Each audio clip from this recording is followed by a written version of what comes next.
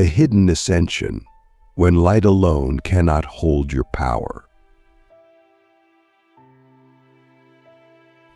There's a path no one talks about, a spiritual journey that doesn't begin with bliss and transcendence, but with chaos, intensity, and inner war.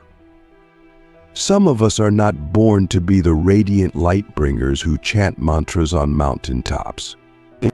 Some of us are born as dark chosen ones, souls forged through fire, shaped by shadows, and sent to walk through realms that others fear to even mention.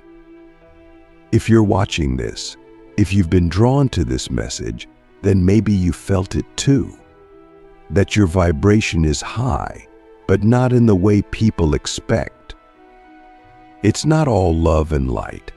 It's not all peace and purity. It's power, raw, intense, unnerving to others.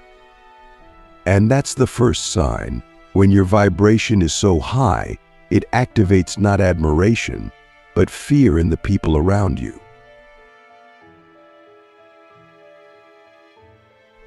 I've seen it. I've lived it. I've watched people recoil not because I was doing anything wrong, but because my energy pierced their illusions. That's what happens when your shadow vibration is too high. You vibrate at a frequency that shatters masks. You walk into a room and people feel exposed, not because you're judging them, but because your very presence reflects what they've buried. And here's the paradox: the more you ascend into your truth, the darker the world sees you. Why? Because in a world addicted to comfort, truth feels violent. And when your spiritual frequency includes shadow integration, rage, grief, ancient karmic memory, you're no longer digestible to the average soul. You're primal, you're holy, you're terrifying, you're real. Let me ask you something. Have you ever felt more grounded in your chaos than in someone else's peace? That's not dysfunction. That's a sign. You're not here to bypass the dark. You're here to master it. And the second sign your shadow vibration is too high is this: you attract spiritual bypassers like moths to flame. They come to you for healing advice, energy, yet they cannot hold space for your depth. They only want your light, not your storm. But what they don't understand is that your storm is the medicine. You've been sent to awaken the parts they avoid. And here's where the danger lies. If you don't know how to protect yourself, you will become a dumping ground for other people's emotional refuse. You will be the mirror they smash every time they fail to face themselves. This is why so many dark chosen ones end up isolated, not because they fail at relationships, but because most people cannot handle unfiltered frequency. You speak the truth before it's polished. You sense energy before it's named. You hear the lie behind the compliment. And because of that, people label you intense, negative, aggressive. But in truth, you're just awake, not just in light, but in shadow. You've stopped pretending. You've stopped dimming. But now, you must balance. Because the third sign your shadow vibration is too high is this: you begin to burn yourself just to stay lit. You're so used to operating in the fire that you forget you can rest. You forget you can receive. You forget you are allowed to feel joy even when the world is burning. And that's the edge, isn't it? The spiritual world told you to vibrate higher, but no one told you what happens when you vibrate too high on both ends, light and shadow. You become untouchable, yes, but also ungrounded. Your gifts become weapons. Your vision becomes paranoia. Your empathy becomes pain. And here's where the fourth sign begins. Your dreams become darker, more symbolic, more intense. You start having visions, not just of angels and light beings, but of ancestors, ancient wars, serpents, sigils, and shadows. And you begin channeling truths that scare even you. You know things you've never studied. You speak in archetypes. You trigger people without trying. That's not possession. That's not madness. That's activation. Your soul is remembering its full spectrum. Now let me ask you the question that turns the key to the next level of your path. Do you actually want peace, or have you grown addicted to the power of your pain? That's the fifth sign. When your shadow vibration is too high, you begin to create chaos unconsciously, just to feel alive. You don't mean to, but peace feels boring. Stillness feels like death. So you manifest problems, challenges, betrayals not because you're broken, but because your nervous system hasn't yet adjusted to the frequency of ease. This is what separates the awakened from the integrated. The former sees the truth, the latter lives it. And to live it, you must learn to hold your power without bleeding it onto everyone else. You see, the dark chosen ones aren't evil. They're just untrained. They carry ancient codes that can either liberate or destroy. That's why the sixth sign is perhaps the most unexpected. Animals, children, and spiritually sensitive beings are either magnetized to you or terrified of you. There's no middle ground. Your energy is too clear, too raw. You walk between worlds. You carry both death and rebirth in your aura. And that's why you must become conscious. Because the final sign, number 7, is the most sacred and the most dangerous. You start to influence reality without trying. Your thoughts manifest quickly. Your emotions ripple into the collective. Your dreams become prophecies. And if you're not grounded in humility, you begin to play God. Not intentionally, but subtly. You begin to manipulate energy instead of merging with it. This is the moment of awakening for the dark chosen ones. When we realize that power without love is destruction, that shadow without integration is chaos, and that we have not been cursed, we've been called, not to dominate, but to transmute, to sit at the crossroads of light and dark and become the bridge. Not everyone is ready for this path. But if you're still listening, you didn't choose it. It chose you. The question is, will you honor it? The forbidden frequency. What happens when your shadow energy begins to reshape reality?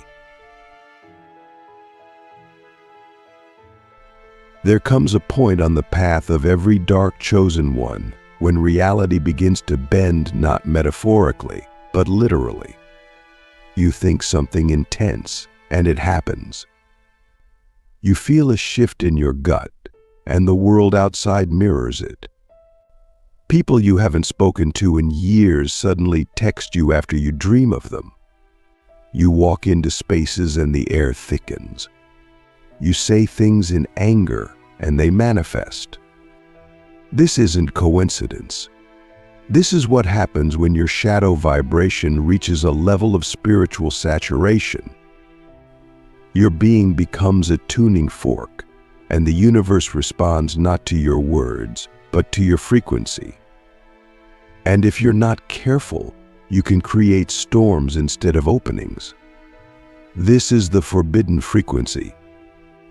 The point where shadow becomes so powerful, it starts building worlds around you. Most people are terrified of this energy.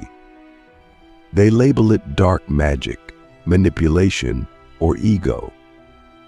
But I'll tell you the deeper truth. This is sacred technology.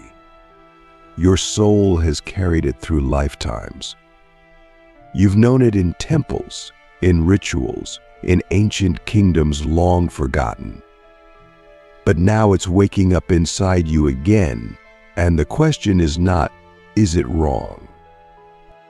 The real question is, are you ready to use it in alignment with your higher self? Because when your shadow vibration is too high, intention alone is no longer enough. You must become precise, pure, grounded. Otherwise, your power will outpace your wisdom. And that's when karma strikes not as punishment, but as correction. I remember the first time I truly understood this. I was in a remote monastery far from the chaos of the world, meditating for hours each day. One night I had a vision. Not a dream, a download. I saw threads of fate wrapped around people I knew. I saw one thread snap, and the next day, someone I loved lost their job. I hadn't wished it. I hadn't said a word.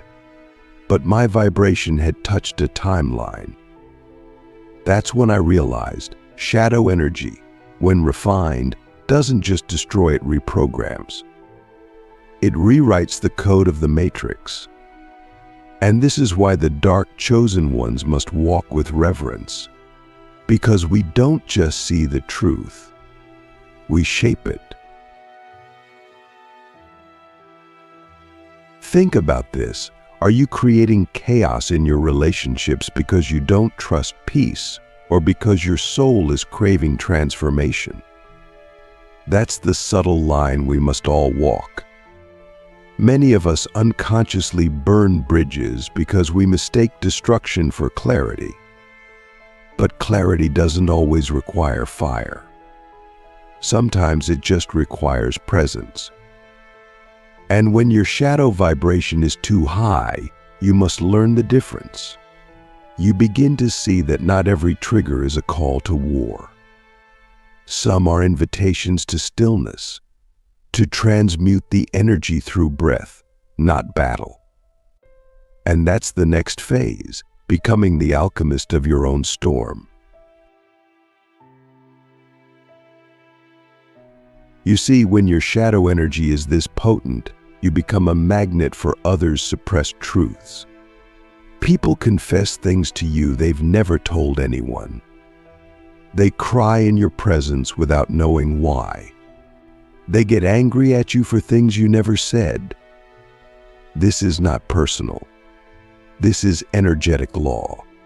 Your vibration is a mirror, and mirrors do not lie. But here's the trap. If you don't have energetic hygiene, you begin to absorb what isn't yours. You carry grief that doesn't belong to you. You process trauma that was never meant for your nervous system. And slowly, you begin to erode. That's why every dark chosen one must learn the sacred practice of energetic sovereignty. You must protect your field like a temple. Not out of fear, but out of respect for your own capacity. Let me ask you something that could change your entire spiritual path. When was the last time you said no, not with guilt, but with power?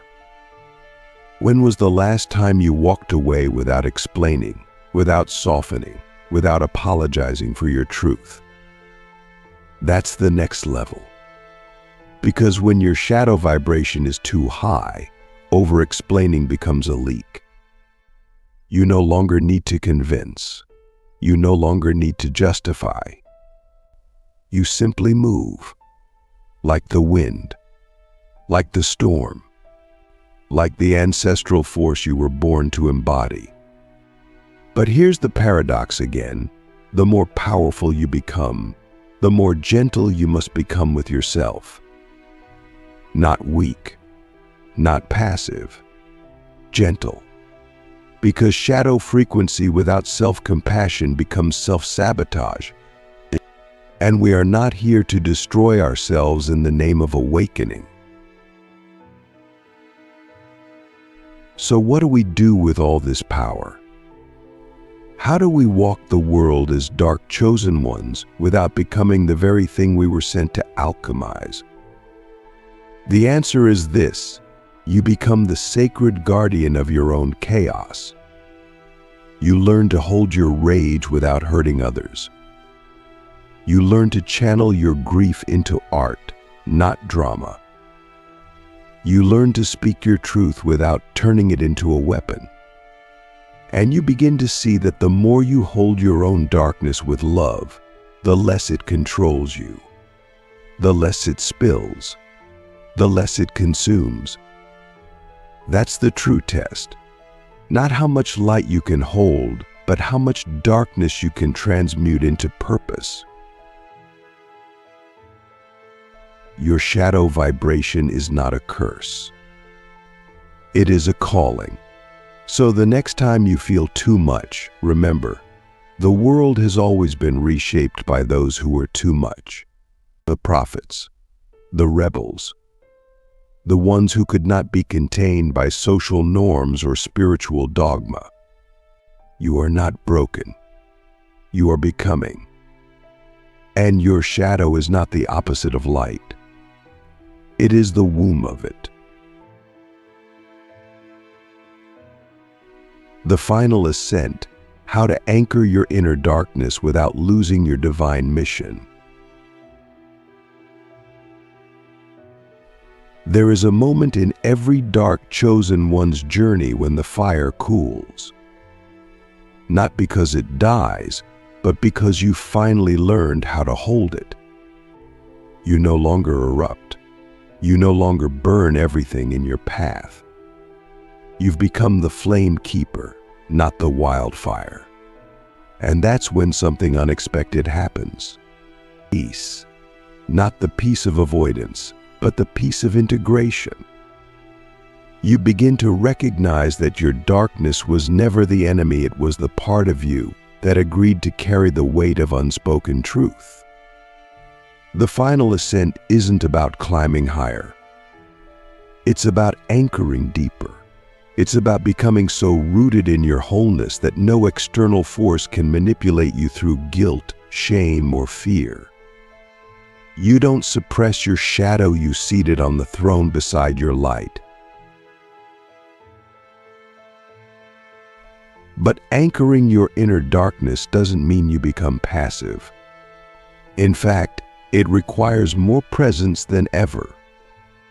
At this stage, you're a living paradox. You can sit in silence and still command a room. You can see someone's deepest wound without saying a word. Your energy becomes medicine, but only if you've purified your intent. This is where many fall. They confuse power with purpose. They get addicted to the influence, to the mystery, to the identity of being different. But true dark chosen ones don't chase identity. They dissolve it, because they know the mission is bigger than the ego. And the only way to complete it is to transcend the need to be seen, understood, or validated by the world. So ask yourself this: are you living your truth or performing your persona? That question cuts deep, because in this phase, the challenge is subtle. You've mastered the outer world. You've seen through illusions.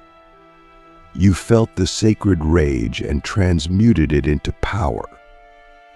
But now, the final test emerges. Can you walk in softness without losing your edge?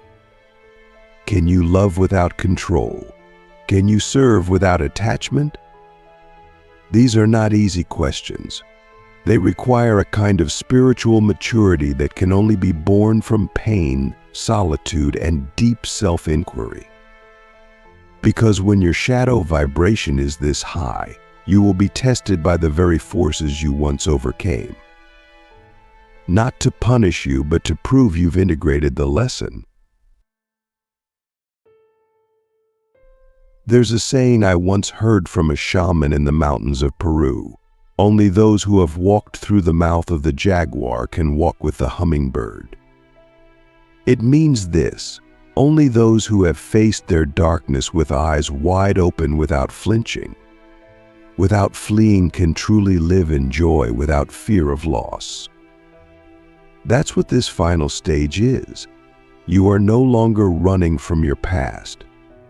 You are no longer reacting to your trauma. You are sourcing energy from your integration.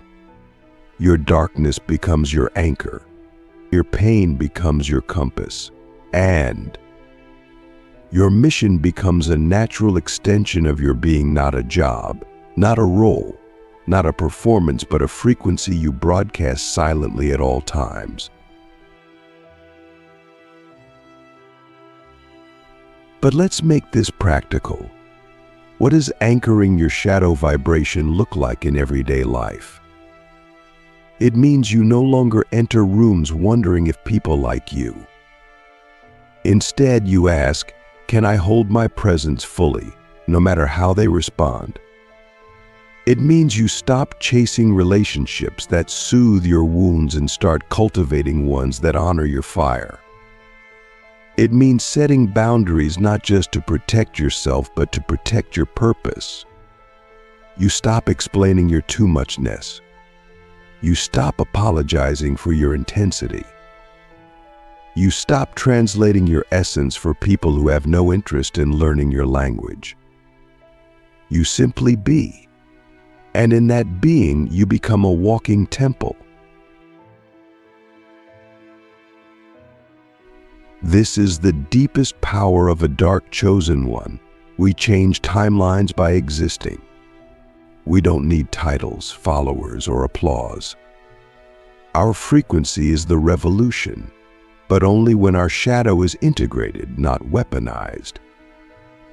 Only when we faced our darkest urges and embraced them with compassion. Only when we've stopped trying to fix ourselves and started honoring ourselves. That's when the final transformation happens. You become a guardian of truth, of energy, of sacred spaces, both physical and energetic. And you do it without fanfare, without needing to be seen. Because you've understood the ultimate secret. The most powerful beings are often the quietest in the room. So let me leave you with this final question. Not for your mind, for your soul. If you had to give up being understood in order to fulfill your deepest mission, would you do it? If this transmission struck something deep in you, it's not by accident. Comment "I'm a dark chosen one" below, so I know who's walking this path with me.